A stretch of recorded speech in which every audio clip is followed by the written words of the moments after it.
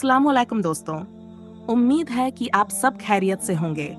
अगर आपको हमारा कंटेंट पसंद आ रहा है तो हमारे चैनल को सब्सक्राइब करें और बेल आइकन को दबाना न भूलें ताकि आपको हमारी नई वीडियो की अपडेट सबसे पहले मिले। अपने दोस्तों और परिवार के साथ भी शेयर करें। जज़ाकल्लाहु खैर और हमें अपनी दुआओं में याद रखें। कुरान कैसे नाजिल हुई?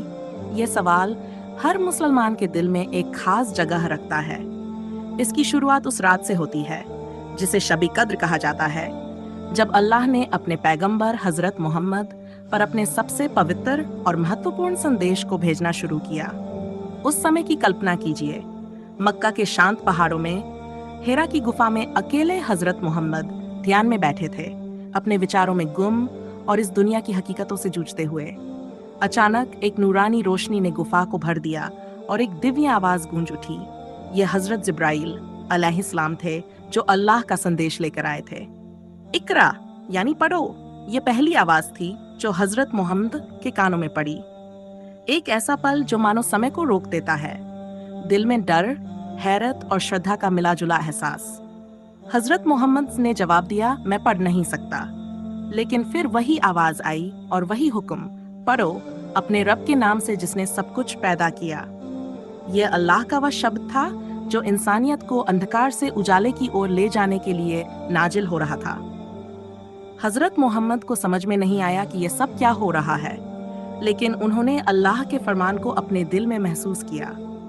यह सिर्फ एक किताब का नाजिल होना नहीं था, यह अल्लाह की रहमत का वह दरिया था जो इंसानों की भटकी हुई कश्ती को सही रास्ता दिखाने के लिए आया था। जिब्राइल अलैहिस्सलाम ने धीरे धीरे कुरान के आयतों को हजरत मोहम्मद पर उतारा और यह सिलसिला लगभग 83 साल तक चला।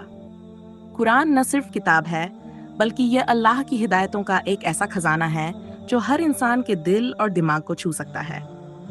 इस किताब की हर आयत एक खास मकसद के तहत नाजिल हुई, कभी मुसलमानों को हौसला देने के लिए, कभी उन्हें सही रास्ता दिखाने के लिए और कभी उन्हें गलतियों से आगाह करने के लिए। जब पहली बार आयतें नाजिल हुई तो हजरत मोहम्मद का दिल तेजी से धड़कने लगा था।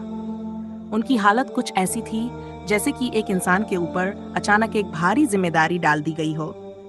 ये जिम्मेदारी न केवल उनके लिए थी, बल्कि पूरी इंसानियत के लिए थी। कुरान का हर लफ्ज उनके दिल में उतर रहा था और उनके जरिए ये दुनिया तक पहुंचने वाला था। जरा सोचिए, जब पहली बार उन्होंने अपने करीबियों को ये संदेश सुनाया होगा, उनके दिलों में कितनी उलझन और सवाल रहे होंगे। कुछ लोगों ने इसे तुरंत मान लिया क्योंकि उन्होंने हजरत मोहम्मद की सच्चाई और ईमानदारी को पहचाना था, लेकिन कुछ लोग उनके खिलाफ हो गए, उन्हें झूठा कहने लगे और उन पर अत्याचार करने लगे। इस दौर में हजरत मोहम्मद समव और उनके साथियों को कितनी तकलीफों का सामना करना पड़ा, लेकिन उन्होंने कभी हार नहीं मानी। कुरान की आयतें उन्हें हर बार एक नई ताकत देती थी, जैसे अल्लाह खुद उनकी मदद कर रहा हो। जब भी वे उदास होते, अल्लाह की आयतें उन्हें ढाढ़स बंधाती।